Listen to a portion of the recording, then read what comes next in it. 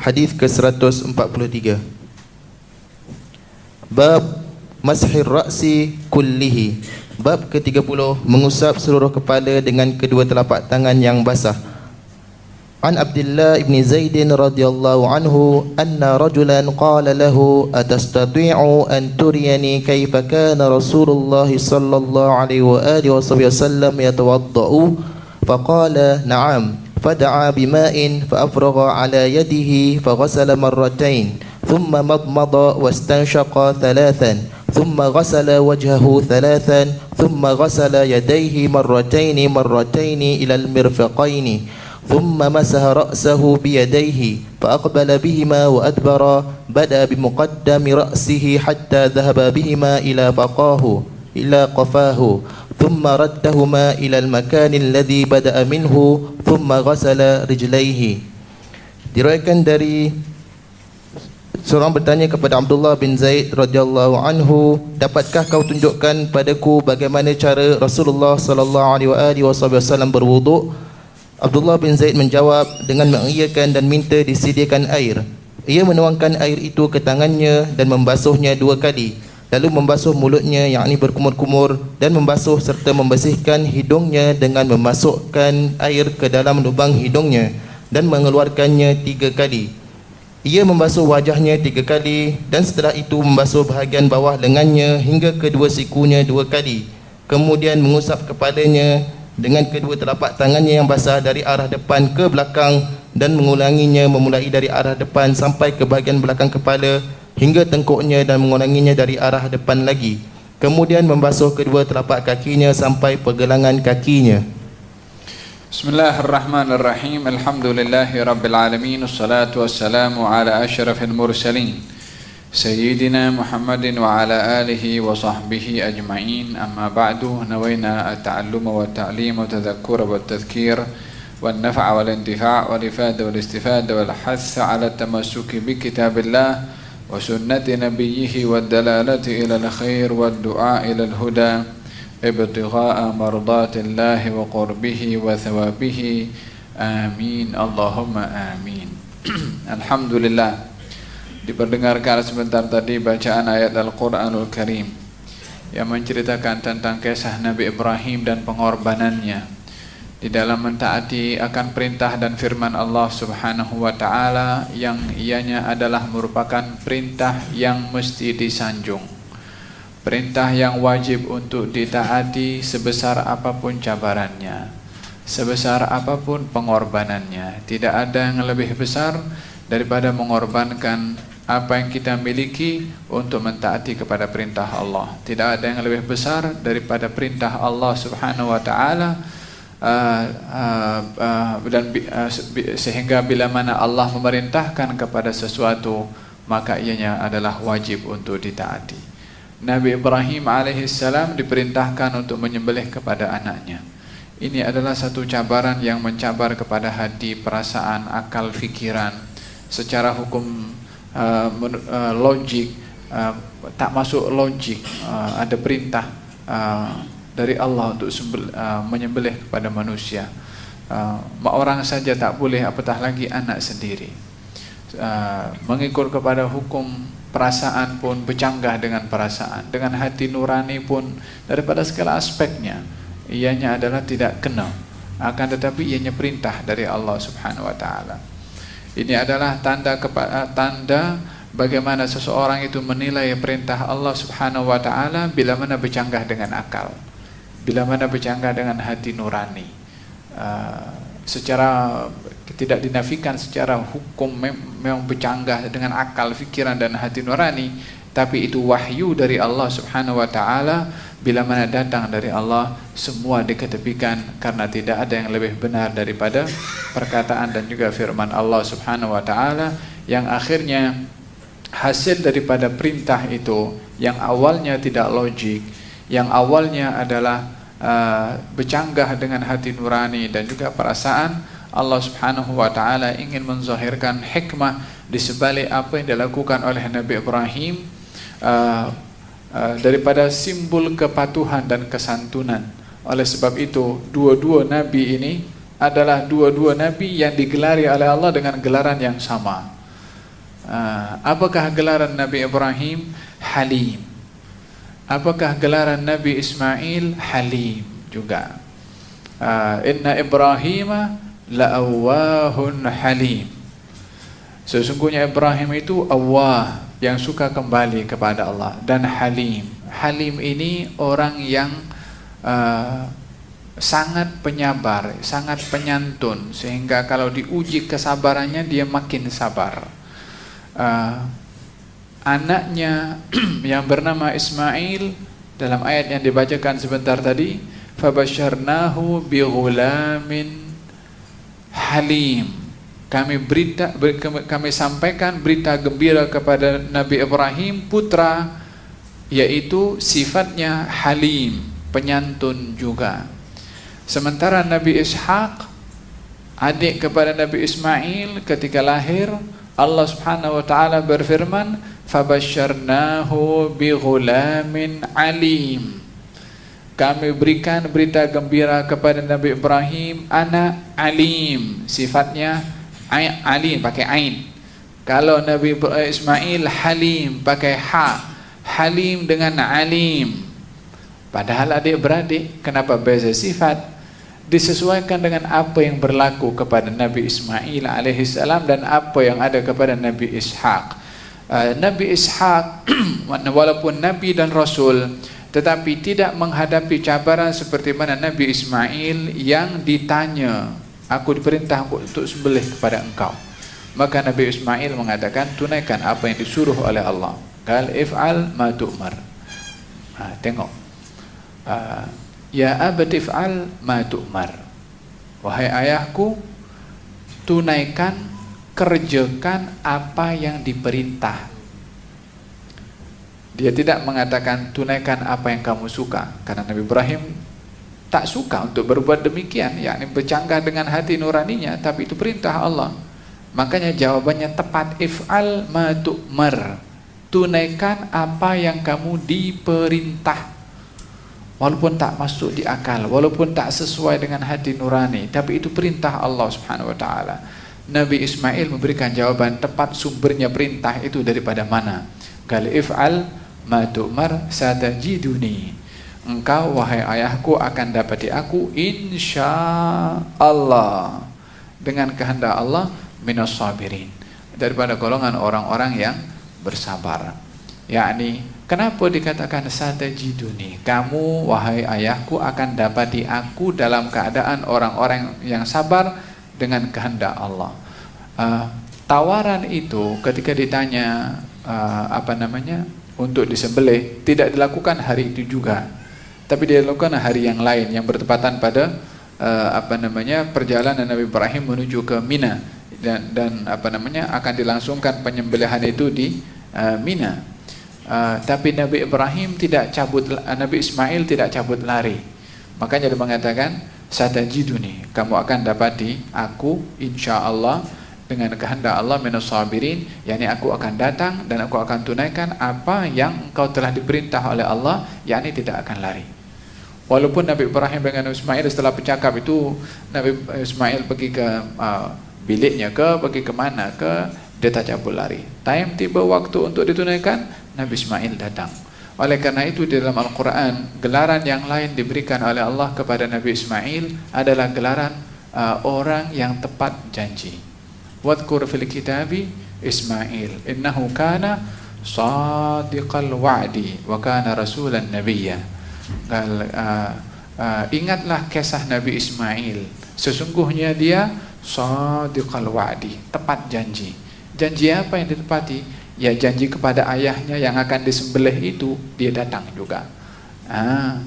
Bukan janji kenduri ini, janji untuk disembelih itu Nabi Ibrahim, Nabi Ismail datang juga. Maka karena janjinya istimewa, memenuhi janjinya adalah karena patuh kepada Allah, dipuji gelaran itu oleh Allah kepada Nabi Ismail, innahu kana shadiqal wa'di wa kana rasulan nabiyya. Ini ringkasan daripada hikmah yang perlu kita ambil sementara kita tak lama lagi akan menunaikan amal ibadah korban, hayati pengorbanan Nabi Ibrahim yang menyanjung syiar Allah Subhanahu wa taala, untuk kita sanjung syiar Allah di rumah kita. Macam mana Nabi Ibrahim menyanjung syiar Allah di rumahnya, kepada anaknya, kepada istrinya. Anaknya taat kepada Allah, anaknya ridha untuk nyawanya dikorbankan demi mematuhi kepada Allah. Ibunya pun demikian juga, Siti Hajar. Setelah mendapatkan berita daripada Nabi Ibrahim, dia pun pasrah kepada Allah, berserah, bertawakal kepada Allah. Nabi Ibrahim pun juga seorang ayah yang berserah juga kepada Allah. Maka lengkaplah kehidupan rumah tangga bila mana di dalamnya ada ketaatan dan kepatuhan kepada Allah Subhanahu wa taala. Hakikatnya kisah Nabi Ibrahim itu adalah bahagian daripada kisah untuk membina rumah tangga. Karena apa yang berlaku, emak, bapak, anak, ayah, ibu sama anak. Tapi yang terjadi kesemuanya simbol kepada kepatuhan kepada Allah. Bagaimana kita kalau lelaki sebagai seorang ayah atau sebagai seorang anak, atau perempuan kalau dia seorang ibu ataupun seorang anak juga, untuk menyanjung syiar taat kepada Allah Subhanahu wa taala di rumah kita, sehingga rumah tangga Nabi Ibrahim ribuan tahun lamanya hingga hari ini masih disebut, masih didengar lagi kisahnya, keluarga yang Qur'ani, keluarga yang diceritakan oleh Allah di dalam Al-Quran untuk menjadi contoh kepada kita yang tidak dinafikan kita pun juga mempunyai keluarga. Hadis ke-143. Ya salam, kita sudah 143 hadis tahu. Gal fil hadis Imam Nawawi mengatakan dalam kitab Al-Arba'in. Tahu kitab Imam Nawawi Arba'in Nawawi? Dalam mukaddimahnya itu tulis siapa orang yang dia menghafal 40 hadis. Makanya Imam Nawawi tulis 40 hadis. Ingin mengambil inspirasi daripada hadis Nabi, orang yang dia hafal 40 hadis akan dibangkitkan dengan para ulama nanti di hari kiamat. Kita sudah berapa ini? 144 hadis. Perlu kepada kita penghayatan dan juga pemahaman dan juga adalah amal. An Abdullah ibn Zaid radhiyallahu anhu annahu qala, daripada Abdullah ibn Zaid, ini bab ini diletakkan oleh Imam Al-Bukhari, bab mashhur ra's kullu, bab mengusap kepala secara keseluruhan. Qala lahu rajulun, seseorang datang kepada Sayyidina Abdullah ibn Zaid dan mengatakan, adakah engkau, yakni wahai Abdullah bin Zaid sahabat Nabi, adakah engkau boleh mencontohkan kepada aku, menunjukkan kepada aku bagaimanakah wudhunya Rasulullah sallallahu alaihi wa ala alihi wasallam. So soalan ini adalah soalan praktikal, soalan yang mahu belajar tentang ilmu wudhu tapi bukan melalui teori, melalui praktikal. Melalui praktikal. Daripada teorinya disebutkan oleh Allah Subhanahu wa taala di dalam Al-Qur'anul Karim.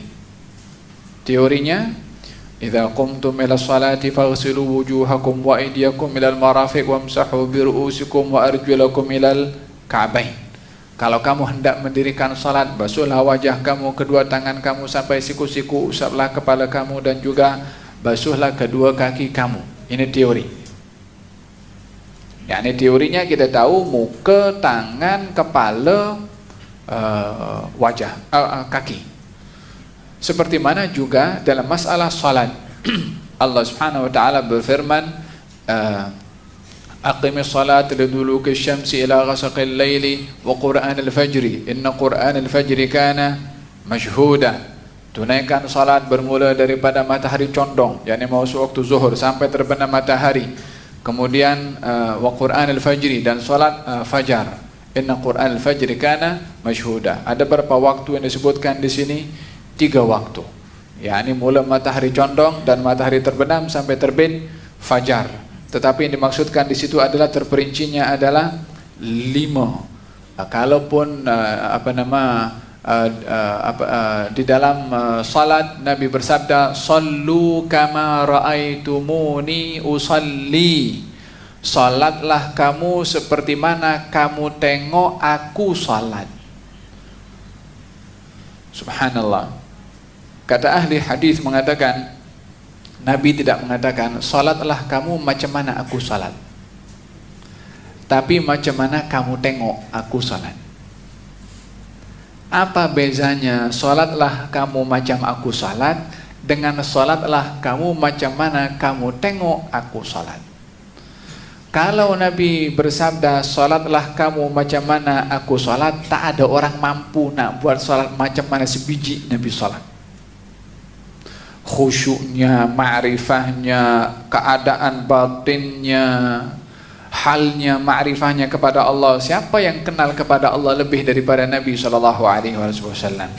Oleh sebab itu Nabi bagi tahu salatlah kamu seperti mana kamu tengok aku salat.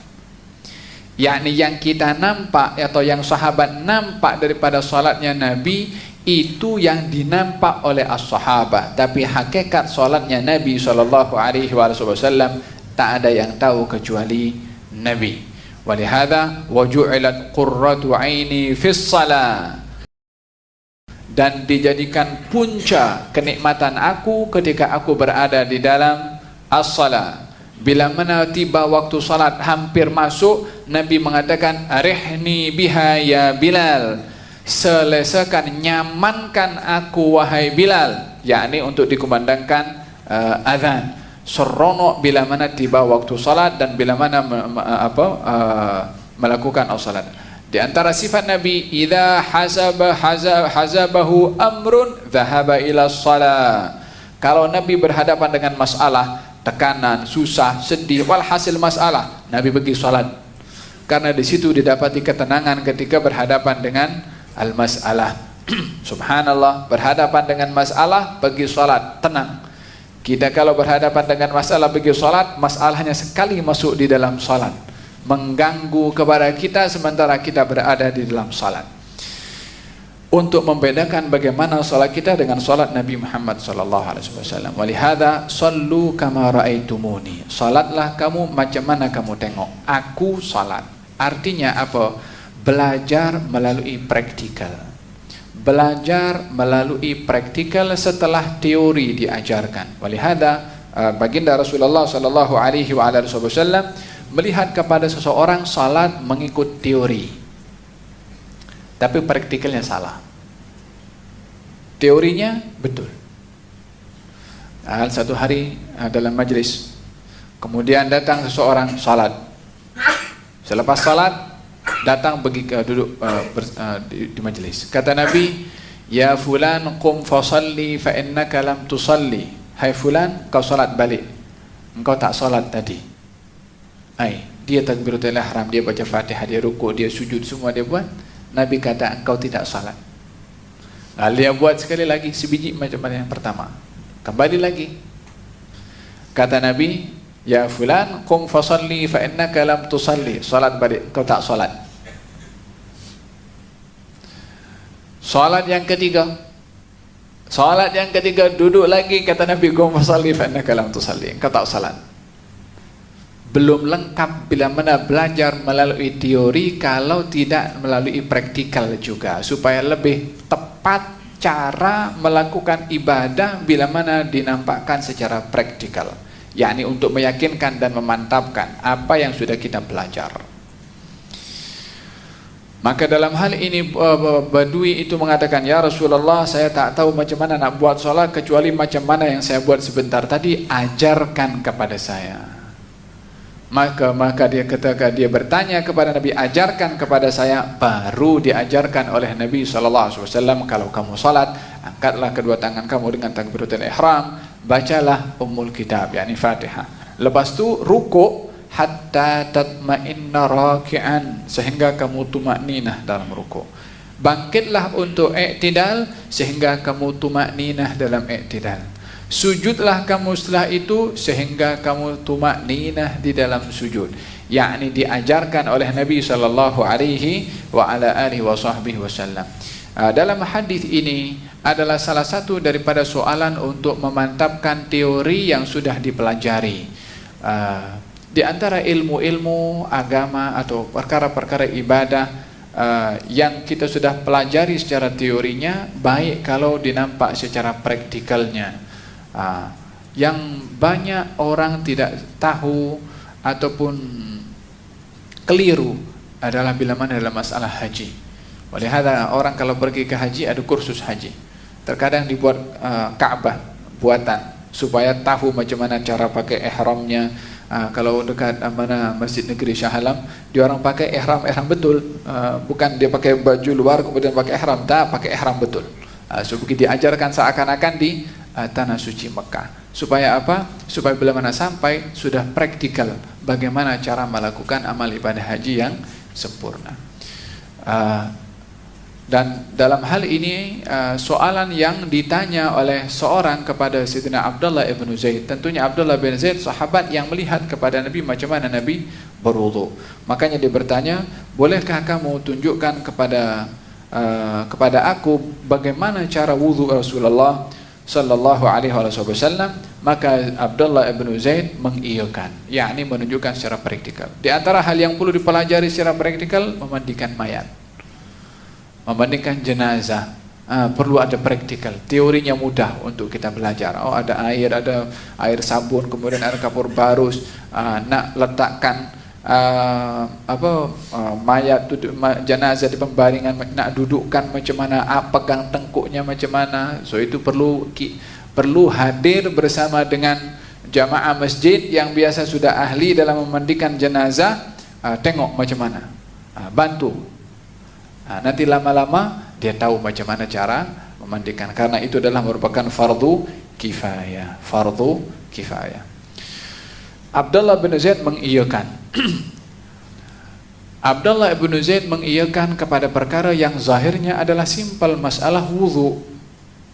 Dan ini yang bertanya adalah golongan, kalau dia bukan tabi'in, dia adalah sahabat. Artinya hidup di kurun yang ramai ulama. Bukan yang bertanya tak tahu cara berwudu, tetapi ingin melihat bagaimana orang yang tengok Nabi berwudu, supaya cara wudunya sebiji macam mana perbuatan Nabi, bukan teori saja. Kalau teori mungkin agak membasuh tangan sampai siku-siku, contohnya macam mana, begini kah, kita ambil ke, ataupun kita celupkan ke dalam ke, semua basuh tangan sampai siku-siku. Yang mana satu Nabi cara berwudunya membasuh tangan sampai kepada siku-siku. Membasuh muka, macam mana membasuh muka? Ambil gayung pun siram begini pun basuh muka. Ambil air pun kita tamparkan air itu ke muka, basuh muka juga. Basuh muka pun begini pun basuh muka. Basuh muka dia akan daripada atas turun ke bawah sini, basuh muka. Bagaimana yang Nabi buat? Idzan terkadang daripada teori kurang memadai untuk dilakukan kecuali melalui praktikal daripada orang yang melihat langsung daripada Nabi sallallahu alaihi wasallam. Oleh sebab itu salah seorang yang bertanya kepada Abdullah bin Zaid, yang tentunya Abdullah bin Zaid sahabat yang melihat Nabi bagaimana cara berwudu, Abdullah bin Zaid mengiyakan, yakni walaupun masalahnya simpel, wudu saja, tapi karena terkait dengan cara perbuatan Nabi sallallahu alaihi wasallam, maka Abdullah bin Zaid mengiyakan. Maka fada'a bima'in, maka meminta agar supaya dibawakan air. Dan kita bahaskan tentang masalah wudu, tentang hukum meminta tolong, ya. Kita ada 4 hukum, kita dah bahaskan dalam kelas yang lalu. Fa afragha ala yadihi, yakni dan afragha yakni menuangkan ke kedua tangannya, yakni maksud kedua tangannya kedua pergelangan tangan, yakni membasuh kedua tangannya sampai kepada pergelangan tangan. Bila mana disebut tangan, di dalam Al-Quran, ianya merujuk kepada 2. Yang pertama adalah pergelangan tangan, yang kedua adalah sampai siku-siku. Ini secara hukum. Secara bahasa, tangan itu daripada jari-jari sampai kepada bahagian bahu, ini tangan. Oleh sebab itu terdapat perbezaan antara pandangan Al-Imam Malik dan juga Al-Imam Syafi'i ketika masalah tayammum mengusap tangan. Al-Imam Malik berpandangan orang bertayammum usap wajah dengan debu, tangannya sampai pergelangan tangan. Sementara Imam Syafi'i berpandangan bahwasanya tayamum itu usap wajah dengan debu, tangan sampai pergelangan, sampai siku-siku. Dikiaskan dengan masalah wudu. Ayatnya adalah fa illam tajidu ma'an fatayammamu sa'idan thayyiba famsahu biwujuhikum wa aydikum minhu. Kalau kamu tak dapat air, bertayamum, usaplah wajah kamu dengan debu itu dan tangan kamu. Dan tangan. Di sini tak disebutkan dalam masalah tayamum tangan itu sampai siku-siku seperti mana wudu. Tidak. Kalau dalam wudu jelas. Wa aydikum ilal marafiq. Fagsilu wujuhakum wa aydikum ilal marafiq. Basuhlah wajah dan tangan sampai siku-siku. Ini kalau guna air. Tapi ketika bertayamum, Allah tak sebutkan sampai siku-siku, tapi sebutkan tangan saja. Di sini menjadi perbezaan. Al-Imam Malik mengatakan kalau mesti tangan sampai siku-siku, mestilah disebut seperti mana dalam wudu. Tapi tak disebutkan, maknanya ianya adalah merujuk kepada tangan, dan itu tangan dirujuk kepada hukum potong tangan di dalam Quran. Wasariqu wasariqatu faqta'u aydiyahuma nakalam bima jazaa bima kasaba nakalam minallah. Orang yang mencuri laki-laki dan perempuan potong tangannya. Potong tangan waktu itu adalah sampai kepada pergelangan tangan. Maka dalam hal ini potong tangan di dalam Al-Qur'an sebutannya adalah sampai kepada pergelangan tangan bila mana disebut tangan. Dalam kes tayamum karena hanya disebut tangan saja, maka yang dimaksudkan adalah sampai pergelangan tangan. Ini perbezaan ulama di dalam memahami ayat, ya. Jadi kalau di sini pun disebutkan fa afraga ala yadihi, menuangkan air ke tangannya, maksudnya sampai kepada pergelangan tangan. Marrataini, 2 kali. Walaupun di dalam sunnah wudu itu, di antara sunnah wudu at-tatslits. At-tatslits 3 kali 3 kali. Tetapi dalam hadis-hadis yang lalu, saya ingat saya sudah bahaskan, Nabi berwudu dalam 3 kaifiyah. 1 kali wudu semuanya sekali. Wudu yang kedua 2 kali. Wudu yang ketiga 3 kali. Yakni dilakukan praktikal oleh Nabi sekali, 2 dan 3, bahwasanya keseluruhannya adalah diperbolehkan walaupun mengikut kepada keadaan. Bila mana air sikit basuh sekali. Bila mana air banyak, basuh 3 kali. Bagaimana kalau 2 kali? 2 kali pun tidak menyalahi karena minimum adalah sekali. Hanya saja, bila mana air banyak, tidak digalakkan membasuh hanya sekali atau 2. Tapi basuh 3 kali karena air mencukupi. Tapi secara keseluruhan 3 kaifiyah ini diajarkan oleh Nabi SAW. Thumma tamadmada. Yani setelah basuh tangannya, berkumur-kumur. Wastansyaqa thalathan, yakni masukkan air ke dalam hidungnya dan mengeluarkannya sebanyak 3 kali. Ini pun saya sudah bahas. Thumma ghasala wajahu thalathan, membasuh kepada wajahnya 3 kali. Ini secara perbuatan, ya, praktikal. Thumma ghasala yadayhi marrataini ilal mirfaqain, membasuh kedua tangannya 2 kali sampai kepada siku-siku.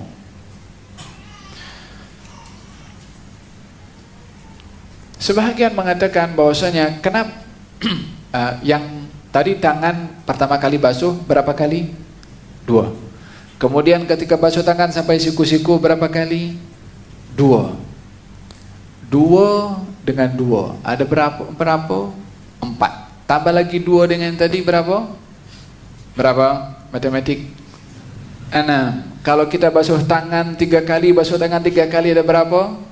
6 juga. Seakan-akan 2 yang pertama itu melengkapkan kepada 2 yang berikutnya dibasuh sampai ke siku-siku. Totalnya berapa dibasuh tangan? 3 juga. Yang ini pun juga 3. Thumma masaha ra'sahu biyadaihi, kemudian mengusap kepalanya dengan kedua tangannya. Mengusap kepalanya dengan kedua tangannya. Ini kaifiyah yang diajarkan oleh Nabi.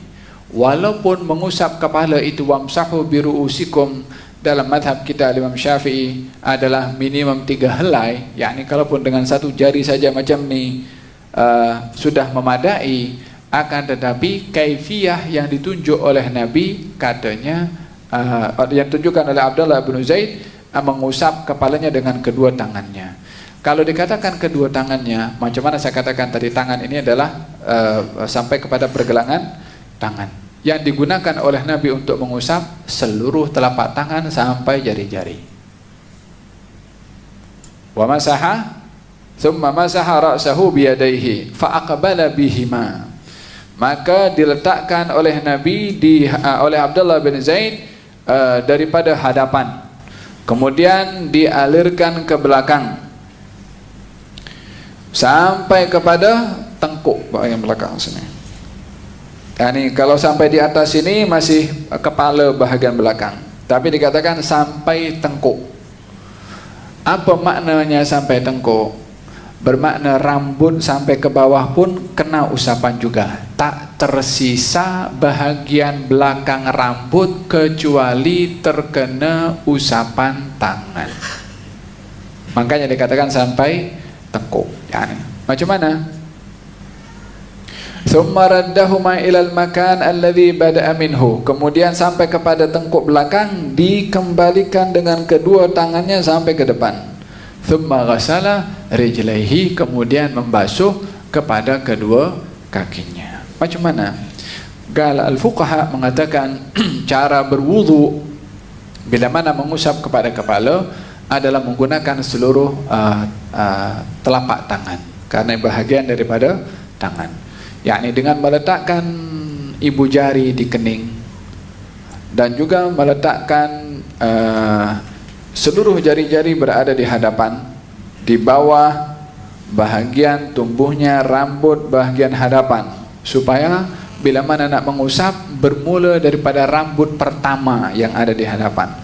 Jadi kalau jari kita yang satu ini ada di tengah-tengah rambut, bermakna yang bahagian bawah sini tak kena, tapi kena pada jari yang kedua ataupun ketiga. Kalau dua jari berada di atas macam ni umpamanya, so yang permulaan rambut kena pada jari yang keberapa?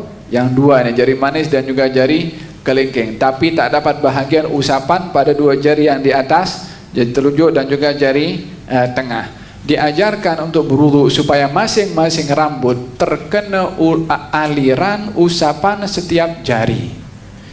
Rambut terkena atau diusap pada dan disentuh di setiap jari. 4 jari, 4 kali rambut itu disentuh oleh jari.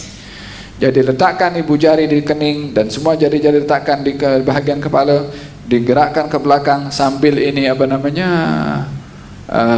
telapak tangan ini disentuhkan kepada inilah, telapak tangan ini disentuhkan kepada bahagian tepi kepala, digerakkan sampai ke belakang, tarik balik ke depan. Tapi semua jari ini bergerak sampai ke belakang. Ketika kembali ke depan pun juga mengenai kepada setiap rambut sampai kepada depan ini, sampai jari yang terakhir kembali ke tempat semula, supaya setiap rambut terkena sentuhan pada setiap jari dan juga bahagian telapak tangan. Maka ini kaifiyah yang ditunjukkan oleh Abdullah ibn Zaid radhiyallahu anhu kepada seorang yang bertanya tentang cara wudunya Nabi sallallahu alaihi wasallam. Thumma ghasala rijlaihi, kemudian membasuh kakinya, kemudian membasuh kakinya.